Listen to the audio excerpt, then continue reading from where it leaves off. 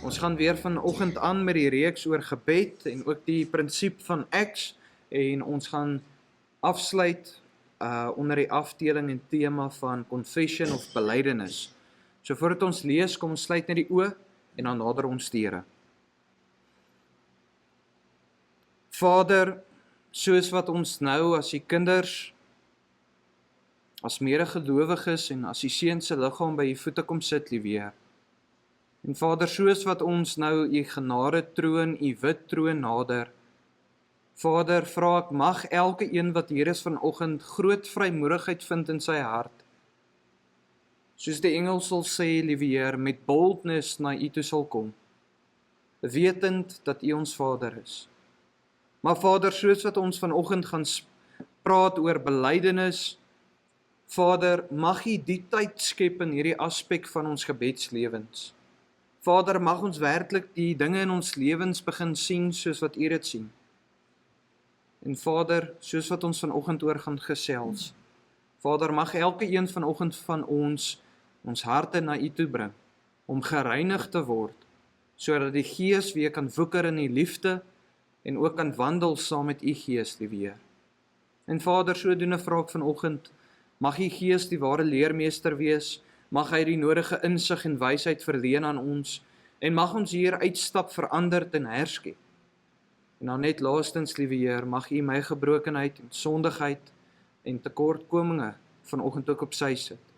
En sodoende mag u waarheid volgens u wee gespreek en ook gepreek word. Ons vra al hierdie dinge in u heilige naam. Amen. So as ons vanoggend lees uit Psalm 51, lees ek weer uit die 33 tot die 53 vertaling. En dit sê vir ons as volg, van vers 11 af. Verberg u aangesig vir my sondes, en delg uit al my ongeregtighede. Skep vir my 'n rein hart, o God, en gee opnuut in die binneste van my 'n vaste gees. Verwerp my nie van u aangesig nie, en neem u Heilige Gees nie van my weg nie. Gee my weer die vreugde van u heil, en ondersteun my deur u gewillige Gees. Ek wil die oortreders u wee leer, dat die sondaars hulle tot u kan bekeer. Red my van my bloedskuld, o God. God van my heil, laat my tong u geregtigheid uitjubel. Here, open my lippe, dat my mond u lof kan verkondig, want u het geen lus in slagoffer nie. Anders sou ek dit gee. In brandoffer het u geen behaag nie. Die offers van God is 'n gebroke gees. 'n gebroke en verslae hart sal u, o God, nie verag nie. Net tot sover, asseblief. En soos wat julle weet, is ons tans besig met die reeks wat handel oor gebed, en ook die Acts-prinsip, wat eintlik maar net 'n afkorting is vir belangrike elemente wat in ons gebedslewens moet wees. Ons trek dan vanoggend by preek nommer 4 en by die derde preek wat handel oor die tema van belydenis en ook by dieselfde hoofteksgedeelte van Psalm 51. Ons het die laaste paar Sondae so paar waarhede al van gelees en ook agtergekom in hierdie Psalm van Dawid waar hy eintlik 'n belydenis doen tot die Here, omrede hy sonde gepleeg het in die aspek van Batsheba en ook haar man wat hy ook sodoende laat doodmaak het. Maar ek dink een van die belangrikste punte was dat ons nie meer langer oppervlakkig kan wees in ons belydenis van ons sonde teenoor die Here nie. En ons het so 'n bietjie daaroor die laaste paar Sondae gesels dat dit gaan ook nie, belydenis gaan nie eintlik se mikpunt is om net vergifnis te verkry nie. Want dit is oppervlakkig en selfsugtig. Maar belydenis behoort eintlik om te gaan en sy einddoel is om weer in verhouding met die Here te staan. Is weer om rein in gemeenskap saam met hom te leef op hierdie aarde. En sodoende gaan ons vanoggend bietjie aanbeweeg, en net voordat ons aanbeweeg wil ek net hierdie noem. Ek het dit by Springs ook genoem vanoggend. Ek hoop ons besef die seer wat Dawid ook tans het toe hy hierdie geskryf het. Onthou, Dawid het geweet wat se sonde hy doen voordat hy dit gedoen het. Maar hy besef in hierdie gebed, as ek dit so kan stel, in hierdie Psalm, die seer wat hy veroorsaak het, maar die seer wat hy tans in sy eie hart het ook. omrede hy homself verwyder het uit die teenwoordigheid van die Here. So vers 11 beweeg dan aan en sê, verberg u aangesig vir my sondes en delg uit al my ongeregtighede. Nou in hierdie vers sien ons dat Dawid eintlik vir die Here sê, Here, asseblief moenie my sondes raak sien nie, moenie kyk vir my sondes nie. En die rede hoekom Dawid dit sê is, nie omrede hy nie wil hê die Here moet dit raak sien nie. Dawid weet, die Here is alwetend en hy het dit raak sien. En dit gaan nie oor dat Dawid net skaam kry nie, maar Dawid weet, wanneer die Here sonde sien, moet die Here reageer op die sonde. En hoe reageer God op sonde? Deur dit te straf, te oordeel, en in party gevalle plaas hy sy genade op daai sonde. Gee hy vergifnis in daai aspek. Maar ons sien dat Dawid opreg is, en hierdie is my baie belangrik. Hy sê nie, Here, ek steek my sonde vir u weg nie. Hy sê, ek is skuldig, ek het geen verskoning nie. Hy kon maklik gesê, dit is soos wat ons weet, ons het laas Sondag daarna verwys, dit is ons sondige natuur wat my gedryf het daartoe. Dawid sê net, verberg u aangesig vir my sondes en delg uit al my ongeregtighede. Hy is eerlik in hierdie belydenis. En ek moet eerlik wees, en ek het dit al die vorige Sondag ook genoem. Hoeveel keer in jou hart as jy sonde bely, al bely jy dit opreg, al noem jy dit nie in jou hart, het jy 'n verskoning hoekom jy dit gedoen het. Ek het dit gedoen eintlik want hierdie persoon het my so kwaad gemaak. Ek het dit gedoen omrede dit of dit, en al uiter jy dit nie oor jou lippe tot die Here nie. Die Here is die kenner van die innerlike mens, van die hart. En as ons nie op 'n punt kom om opreg dit te doen, om te sê daar is geen verskoning nie, ek het geen verskoning nie, kan daar nie ware belydenis gebeur nie. En sodoende weet ons in die verhaal van Dawid, dat God vir Dawid vergewe het. Ek seker almal wat hier sit weet dit. God het vir Dawid vergewe, maar wat vir my baie belangrik is, die nagevolge van Dawid se sonde het nog steeds geskied. En ons lees van dit in 2 Samuel 12 vers 13 wat sê, en Dawid sê vir Nathan, ek het gesondig teen die Here. En Nathan sê vir Dawid, so het die Here dan ook u sonde vergewe. U sal nie sterf nie. So ons sien die vergifnis raak, hy gaan nie sterf vir sy sondes nie, maar ons sien die nagevolge van sy sondes in vers 14 van 2 Samuel 12.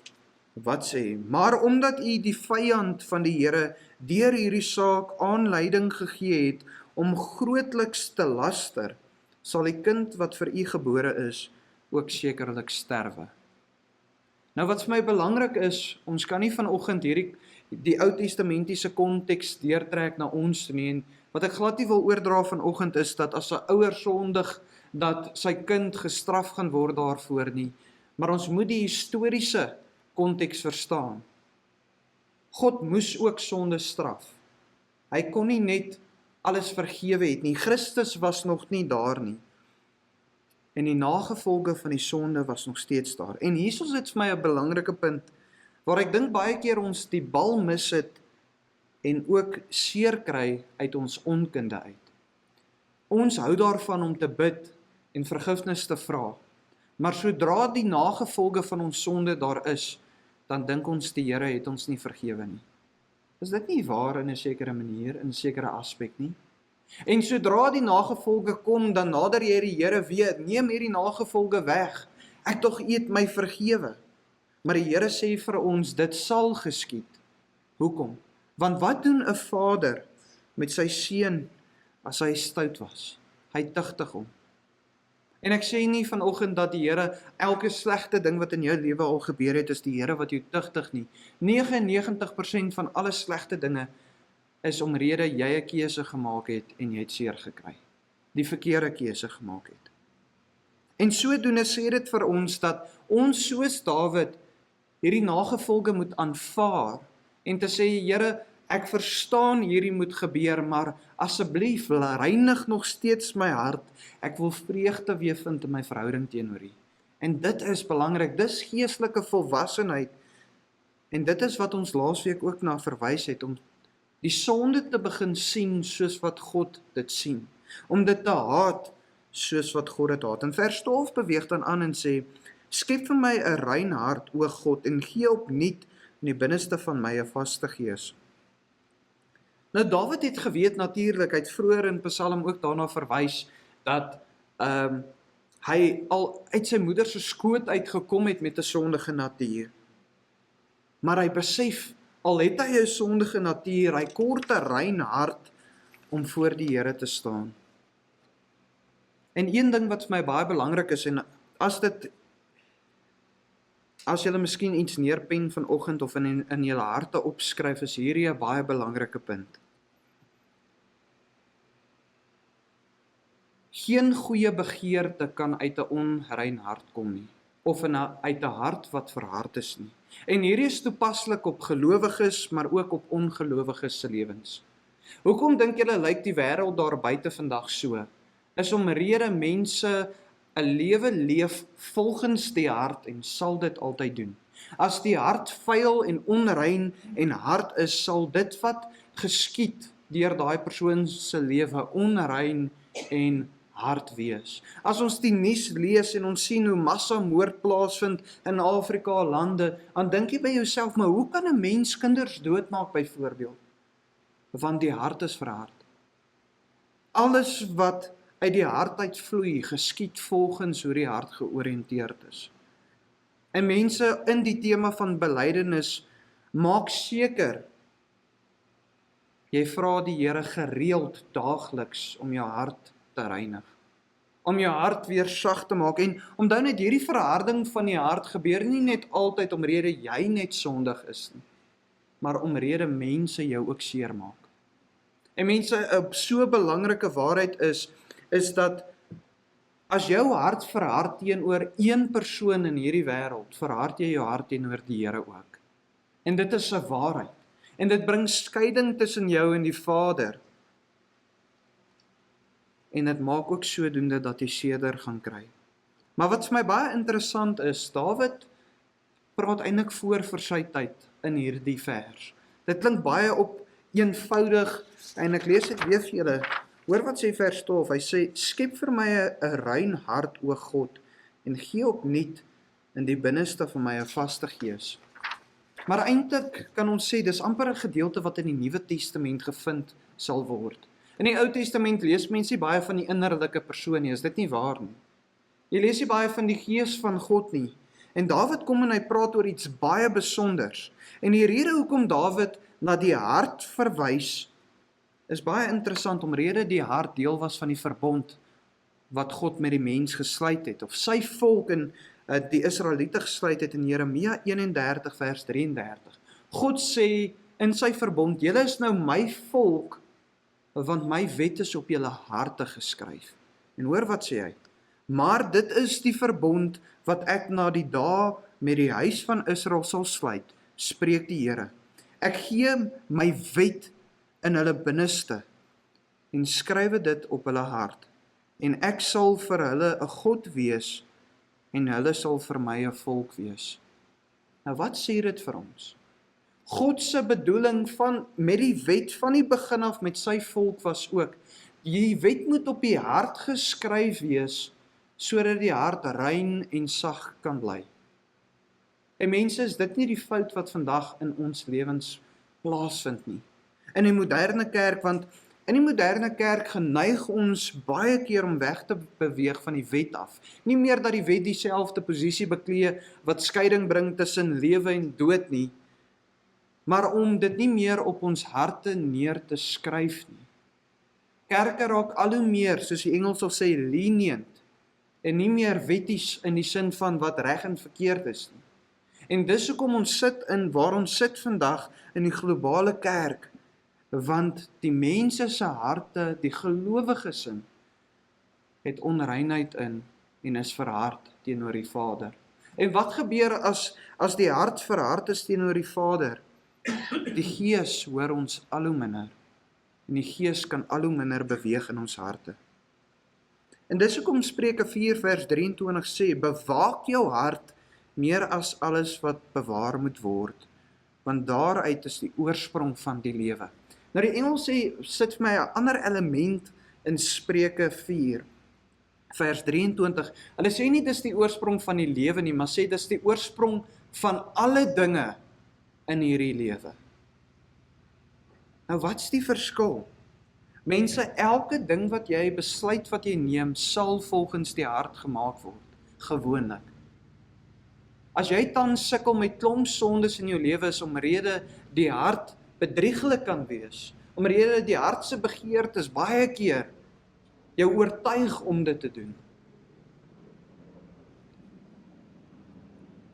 Jy moet jou hart beskerm, want alles vloei uit die hart uit. En dis hoekom die woord sê, die hart is die mees bedrieglikste ding in Jeremia 17 vers 9, wat sê, bedrieglik is die hart bo alle dinge, ja, verdorwe is dit. Wie kan dit ken? En dit is eintlik so 'n retoriese vraag wat gevra word, want wie is die kenner van die harte? Die Here. So wat sê hierdie vir ons, dat die Here jou beter ken as wat jy jouself ken? Hy ken die innerlike persoon beter as wat jy hom jouself ooit gaan ken. En hy sê, my begeerte met hierdie woord wat ek vir julle gee, met hierdie wet is om jouself ook te beskerm. Skryf die wet op jou hart neer, sodat dit rein, heilig en skoon en sag kan bly. En ek weet nie van julle nie, maar ek weet dit klink so eenvoudig, maar dit was my besonders om agter te kom, hierdie Nuwe Testamentiese waarheid, wat so openbloot te vind is in die Ou Testament, en gekoppel is aan die wet. Want wat gebeur as ons aan die wet dink? Ons dink altyd aan gestraf, né? Mense wat gestraf word, wat nie die wet onderhou nie. Maar die wet se bedoeling was sagtheid en beskerming. En dan baie interessant, verwys Dawid na die hart en die gees in dieselfde vers. En hierdie is vir my baie besonders en baie belangrik. Dawid besef iets wat nie een van ons altyd onsself aan herinner of al ooit besef het nie. Die hart sal die gees beïnvloed. Die hart is die oorsprong van alles, en Dawid verwys in hierdie vers in vers 12 van sy eie gees. Nou, 'n baie belangrike waarheid is, ons moet besef dat elke mens met 'n gees gebore word wie hy is, né? En wanneer jy tot wedergeboorte kom God se gees en hy woon nie saam met jou gees so nie. Hulle bind aan mekaar. En dis hoekom jy is verseël tot in alle ewigheid as jy weergebore is. En dis hoekom daar kan nie skeiding kom nie. Maar wat kan gebeur is, die hart beïnvloed jou gees. En dan daai binding, nie kry seer nie, maar dit voel of jy ver is van God. Dit voel of die gees nie in beheer is van jou lewe nie. En dit is wat Dawid hier van skryf, en hy sê, omrede sy hart onrein is hy nie meer so toegewyd in sy gees teenoor die Here nie, want dit het dit beïnvloed. Weet julle hoekom sê die Bybel, alleenlik die wat wandel in die gees sal in die koninkryk van die hemel ingaan? Want dit verwys na hierdie element. Wie wandel in die gees is iemand wat in sy gees saam met die Vader se gees wandel in die innerlike mens. En mense, elke persoon wat hier sit vandag, en ek inklusief, sit nie vanoggend hier met 'n rein hart altyd nie. Sit nie altyd hier met 'n skoon, sagte hart nie. Die wêreld daar buite is donker en vuil en ons kry seer. Onthou julle, ons het gepraat oor, ons moet ons voete was. 'n Paar sondae terug. Dat soos wat ons deur die wêreld loop, al het Christus vir ons gekruisig, is ons vergewe en is ons gered, maar ons moet seker maak ons voete bly skoon ook. En mense, ons kry seer. En as jy vanoggend hier sit en jy voel ver van die Here af, dit is hoekom. Die hart is verhard. Mense, dan vra ek die volgende vraag, wanneer laas het jy gebid oor die hart, oor jou eie hart? Wanneer laas was jy oplettend daarop om jou eie hart te beskerm? Want is dit nie eintlik wat Dawid in hierdie gedeelte nou besig is om vir ons te leer nie? Wanneer laas het jy na die innerlike gekyk en vir jouself gevra, is ek nog gesond hier binne? Want ons kyk baie na ons verhouding met die Here en sê, dit is miskien nie gesond nie. maar die oorsprong is die hart. Wat soek jou hart vanoggend as jy hierso sit? Soek jou hart miskien wêreldse dinge? Ek weet my hart soek baie keer wêreldse dinge. Maar my vraag is, as die hart dit soek, hoekom vat ons dit nie meer na die Here toe nie? Hoekom is ons amper die teenoorgestelde van Dawid en stoot dit half net so weg en ignoreer die begeerte? Is dit omrede om skaam kry? En as dit jou antwoord is, jy kry skaam, moet ek vir jou sê, ek dink jy jok vir jouself, want ek was ook al daar. Jy kry nie skaam daaroor nie, jy wil net nie ophou daarmee nie. En jy skaam oor daai rede. Is die hart miskien gevoelloos vanoggend en voel soos 'n klip wat geen emosie het nie?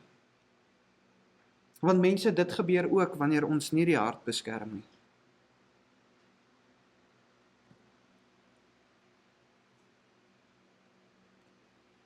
Ek dink wat ons moet besef is, in hierdie mooi belydenis van Dawid, leer ons iets baie besonders. Die Here is opreg en getrou. Dawid het met 'n onrein hart deur moord te pleeg, egbreek te pleeg, en eintlik omrede hy koning was en hy het sy autoriteit misbruik, nog meer eintlik sonde gedoen in dit. En die Here het hom nog ook in daai posisie geplaas as voorbeeld vir die volk, as profeet amper van die volk wat skryf oor die Messias in die psalms. En as die Here hom kon vergewe het en sy hart kon gereinig het, mense, hoeveel te meer sal hy nie ons harte ook nie. Maar my vraag is vanoggend, gaan jy hier uitstap en nie jou hart na die Here toe vat nie? Want kom ek sê vir jou, as jy nie die kenner is van harte nie, kan jy nie jou eie hart sag maak nie. Weet julle hoeveel jare het ek daarmee gesukkel om myself te reinig en myself te verbeter, en ek kon nie, want ek's hardkoppig. Toe ek besef het, net die Here kan dit doen, het die Here die onmoontlike moontlik gemaak in my eie hart. Liefde gekweek vir mense wat ek nooit gedink het ek sou hê nie. En weet julle, elke nou en dan kom ek op 'n punt waar my hart weer 'n bietjie harder is, verhard is, deur my eie sondigheid en deur mense wat natuurlik 'n mens seermaak. Maar dit is nog steeds my skuld, want ek beskerm nie myself deur na in die Here te wandel. Geestelike volwasse mense se harte word beskerm, want hulle bly wandel in die Gees. Hoe sagter jou hart raak, beteken nie hoe meer oop jy sal wees vir seer kry nie. Ek dink dit is die wêreld leer vir ons dat hoe sagter die persoon is, hoe makliker kry hy seer. Is dit nie waar nie? Maar wat doen die wet op die hart? Hy beskerm ook. En wat doen die wet dan op die ou ende as hy op die hart is? Hy wys vir jou hoekom daai persoon jou probeer seermaak. En dan verander die hele konteks waar jy nie meer seer kry nie, maar jou hart gaan uit vir hom. Om te sê, broer, ek kan sien jy het seer. Mag ek 'n pad saam met jou stap?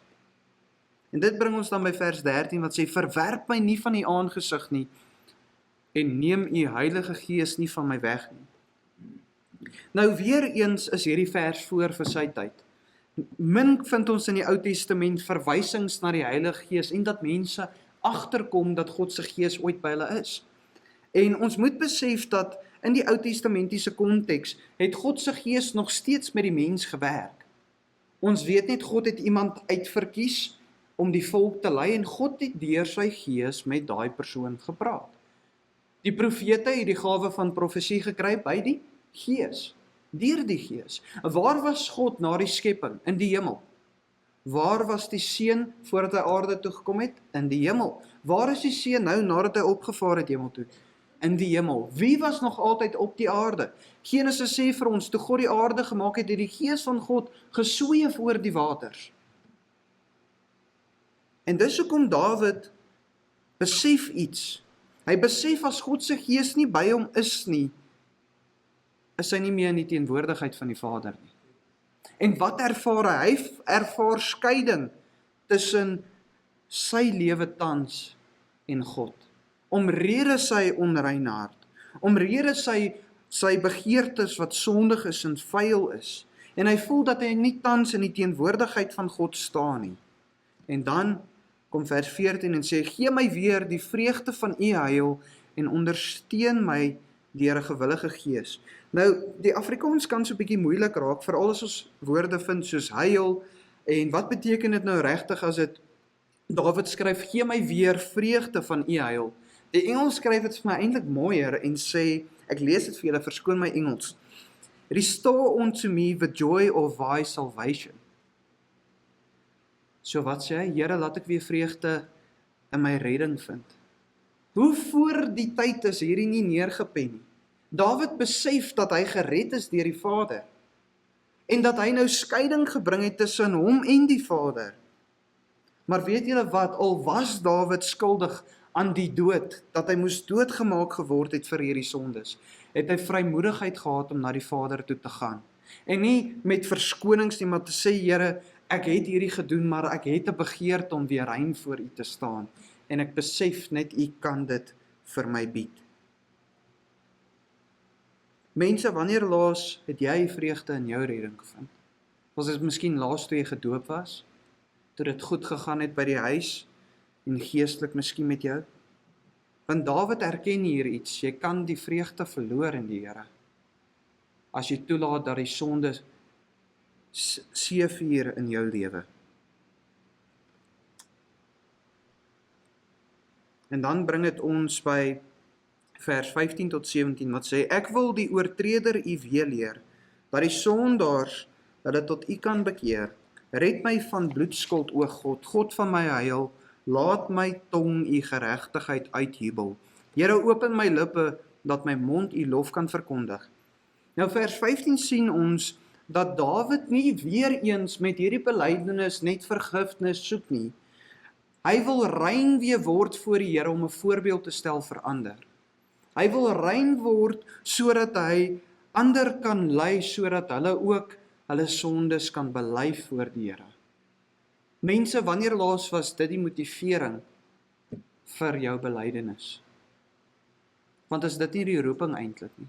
Die roeping is om te word soos Christus. En as jy sonde laat feesvier in jou lewe, natuurlik kry daai beeld seer. Dis 'n waarheid, né? Nee? Maar julle sien, die hart gaan nie net oor homself nie, maar ook tot waantoe hy geroep word. Waantoe die Here hom uitverkies het voor. In vers 16 sê Dawid, red my van my bloedskuld, en Dawid besef dat alleenlik deur bloed wat vloei, kan daar vergifnis wees vir sy sondes.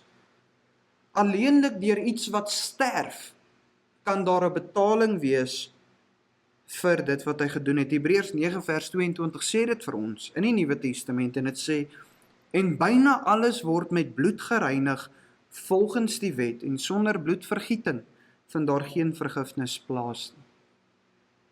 Nou, ons moet besef, Dawid lewe in 'n tydperk voor Christus. Ons lewe natuurlik na Christus. En Christus het hierdie vir ons betaal aan die kruis, sodat ons die voorbeeld kan wees, sodat ons kan bely en sodat ons harte daagliks gereinig kan word, want hy gaan vuil raak en hy gaan seer kry en hard raak. Maar Dawid kom en hy sê, red my van bloedskuld, o God, God van my heil, laat my tong u geregtigheid uitjubel. Weereens, vir watse rede? Sodat hy God se geregtigheid kan verkondig. En dan bring dit ons by vers 17. En hy sê, Here, open my lippe, dat my mond u lof kan verkondig. En weet julle wat so mooi van hierdie waarheid? Ek dink nie ons besef altyd ons afhanklikheid van die Here nie. In hierdie vers erken Dawid dat alleenlik die Here ons kan lei om hom te loof en te prys. Weet julle hoe vreemd klink dit? Jy kan dit nie op jou eie doen nie.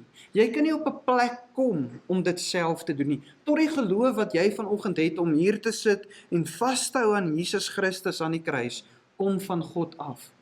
So as jy sukkel met dit, waartoe moet jy gaan? As jou lippe tans nie vanoggend die Here wil loof en prys nie, en kom ek sê vir julle, ek het al as 'n weergebore gelowige wat onwys opgetree het, op 'n plek gekom in my lewe waar ek hom nie wou geloof en prys het nie, al het ek geweet ek moet en ek kan nie anderster nie. Het dit amper my hart my weerhou totdat ek hierdie besef het. ek moet terugkeer na die Here toe, want hy is die een wat hierdie in my plaas. Dit is sy begeerte in my hart. En dan wil ek graag die laaste 2 verse met julle deel, en dis eintlik waarop ek die klem vanoggend wil lê. Dit was my baie interessant toe ek hieroor lees, en dit het vir my 'n dieper betekenis gegee en 'n hart gegee vir die Ou Testamentiese mense wat geleef het onder die wet. En dit sê, want u het geen lus in slagoffer nie, anders sou ek dit gee, in brandoffer het u geen behaag nie. Die offers van God is 'n gebroke gees, 'n gebroke en verslae hart sal u, o God, nie verag nie. Nou in vers 18, in teenstryd met wat Dawid nou net gesê het, hy sê, Here, ek het 'n bloedskuld, en ons het nou net gesê dat daar kan net vergifnis wees van sondes, as daar bloed vloei. Christus was nog nie daar nie, maar nou kom Dawid en hy sê, maar die Here soek nie 'n slagoffer nie. Hy soek nie 'n brandoffer nie. Nou, hoe maak dit sin? Dis in teenstryd amper met mekaar. Maar die antwoord lê vir ons in Numeri 12, vers 22 tot 25, wat sê, en dit spreek oor die Ou Testamentiese bulle en goed wat geslag moes word, maar vir 'n spesifieke rede. Hoor wat dit sê, verder, as julle jul misgaan, en nie al hierdie gebooie doen wat die Here aan Moses meegedeel het nie. Alles wat die Here julle deur Moses beveel het, van die dag af dat die Here dit beveel het, en verder in julle geslagte, dan moet die hele vergadering, as dit buite wete van die vergadering in swakheid gebeur het, een jong bul berei vir 'n brandoffer, as lieflike geur aan die Here, met die spysoffer en die drankoffer, wat volgens voorskrif daarby behoort, en een bokram as sondeoffer. Nou hierdie kan baie vreemd en die mekaar klink. Heel eenvoudig wat hulle hier sê, die sondeoffer word gedoen vir sonde wat gedoen is onwetend, uit onkunde uit. Die sondeoffer was nie gedoen vir sonde wat beplan was voor die tyd nie, sonde wat wetend gedoen was nie, en ek het dit ook altyd misverstaan dan, want vers 30 tot 31 sê dan vir ons, maar die wat sonde doen, wat dit moetswillig doen, wat dit voorberei om dit te doen. Hoor wat skryf die Ou Testament oor dit. Maar die siel wat iets moetswillig doen, van die kinders van die land of van die vreemdelinge, hy versmaad die Here, en die siel moet uitgeroei word onder sy volk. Want die woord van die Here het hy verag en sy gebod verbreek. Die siel moet sekerlik uitgeroei word, sy ongeregtigheid is op hom. En wat leer dit vir ons? Dawid het besef, hy het sy sonde beplan voordat hy dit gedoen het. Hy het dit wetend gedoen. En dis hoekom die Here soek nie 'n brandoffer of 'n sondeoffer nie, want dit tel nie vir hom nie. Maar mense, in hierdie proses leer Dawid iets vir ons besonders in vers 19. En dit is eintlik nog die hart van die Here nog altyd. Die offers van God is 'n gebroke gees, 'n gebroke en verslae hart van U, o God, nie verag nie. Nou wat sê dit vir ons? Dit sê vir ons dat God eintlik opregte, eerlike, ware offer soek van die hart. Want wat help dat jy offer 'n dier, maar die hart soek dit nie. Die hart wil nie dit hê nie, begeer nie om weer rein te staan voor die Vader nie. En weet julle wat het ek altyd gedoen toe ek 'n jonger, ek sal steeds seker 'n jonger man was. As ek iets verkeerd gedoen het, het ek probeer om goeie goed te doen, om dit reg te stel. Nou gaan ek goeie dade doen in die wêreld, né? Nou gee ek gou daai R10 vir daai ou by die checkers wat my kar oppas, want ek wil beter voel, ek probeer dit regstel. En dit is waarvan hierdie praat. Dawid besef, niks wat hy doen kan dit regmaak nie, behalwe as hy eerlik voor die Here gaan staan en sy hart daar sit en sê, my hart is onrein, my hart is hard, maar my begeerte is om weer in verhouding met U te staan. En weet julle wat, die Here was getrou, het vir hom 'n rein hart gegee. Die nagevolge was in sy huis, julle weet, ken miskien Dawid se storie goed, wat het als gebeur daarna. Daar was nooit weer vrede in daai huis omtrent nie. Nie onder sy kinders nie. En kyk wat het gebeur met daai groot, sterk koning wat omtrent elke persoon op hierdie aarde ken, koning Dawid. Sy huis het uitmekaar uitgeval. Die nagevolge was daar. Maar mense, die Here was getrou, het hom vergewe. En my vraag is net vanoggend, ter afsluiting van die belydenis, tema van belydenis, gaan ons begin om ware, eerlike, opregte offers van die hart na die Here te bring. Amen. Kom sluit die oor. Vader, ek nader U vandag as ook 'n sondaar, iemand ook met 'n onrein hart, liewe Here. En Vader, ek bid vir my boeties en sissies wat voor my sit. Vader, mag die woorde van vanoggend uit die woord hulle harte aanraak. En Vader, mag nie een hier uitstap vanoggend nie bemoedig om later U te nader, om die hart daar te gaan reinig nie. Vader, ons het dit soveel beter as Dawid gehad. Ons het U seun, Jesus Christus, wat al reeds vir ons sondes gesterf het. Maar Vader, nog steeds skiet ons kort aan U heerlikheid en U heiligheid en aan U wet. En Vader, sodoende vra ek, mag U elke hart wat tans hier is, wat gevoelloos is, wat verhard is, Vader, mag U Gees dit oopbreek, liewe Heer. Vader, mag daai klip verwyder word en mag U sagtheid weer daarin kom. Mag U liefde weer seëvier in hulle lewens. En Vader, mag ons dit dan so hou, deur ons eie harte te beskerm. Vader, is my so mooi en bemoedigend om te besef, U woord is nie net daar om vir ons leiding te bied in hierdie lewe nie, maar hierdie woord is daar om vir ons beskerming ook te bied. Beskerming vir die hart. Vader, mag ons nie meer langer volgens die hart se vleeslike begeertes regeer word op hierdie aarde nie. Want Paulus skryf, liewe Heer, hoe kan ons voortleef in dit as ons gesterf het in dit? En Vader, sodoende vra ek, mag U ons leiding bied, mag U genesing bring waar daar genesing kort, liewe Heer, en mag U vermaaning bring waar daar vermaaning kort. En mag nie een hier uitstap met 'n verharde hart en dit nie na U toe vat nie. Want Vader, dit is ware rebellie. En dit is om vyandskap te kweek tussen ons en U. Maar Vader, leer hulle dat U getrou is. Laat hulle dit besef en ervaar. Want U sal altyd getrou wees, nooit 'n leienaar nie. En U sal ook altyd waardig wees om aanbid te word. Vader, ons vra al hierdie dinge in U heilige naam. Amen. Julle kan staan dan en ontvang die seën. Mag die Here jou seën deur jou te vermaan, te beskerm en te laat groei en ook uit te stuur. Mag sy liefde jou vernuwe, sy genade jou herskep en sy roeping jou bemoedig om uit te gaan. Amen. Dankie julle.